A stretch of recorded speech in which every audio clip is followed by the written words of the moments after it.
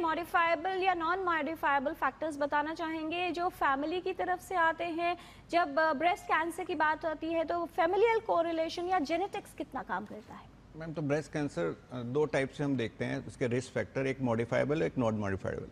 तो non modifiable में सबसे इंपॉर्टेंट है आपकी एज। जैसे जैसे आपकी एज बढ़ रही होती है ब्रेस्ट कैंसर के रिस्क बढ़ रहे होते हैं। सेकंड है सेक्स। फीमेल जो सेक्स है वो इंडिपेंडेंट रिस्क फैक्टर है फॉर ब्रेस्ट कैंसर का। तो एज और सेक्स को तो हम चेंज ही नहीं कर सकते, तो ये नॉन मॉडिफाइबल हो गया। बाकी तो थर्ड मोस्ट कॉमन है वो genetics. Usually 10 to 15% of all breast cancer genetic होते हैं, आनुवांशिक होते हैं।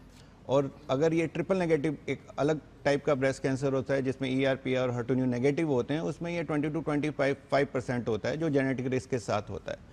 तो ये चीज़ें तो वो हो गई जो नॉन मॉडिफाइबल हैं। एक मॉडिफाइबल रिस्क फैक्टर्स होते हैं जो डॉक्टर ज्योति ने मेंशन किया है, लाइक लाइफस्टाइल से रिलेटेड रहते हैं, जैसे ओबेसिटी, अल्कोहल, स्मोकिंग। ये मोस्ट कॉमन फैक्टर हैं along with the all the risk factor related to lifestyle, pollution.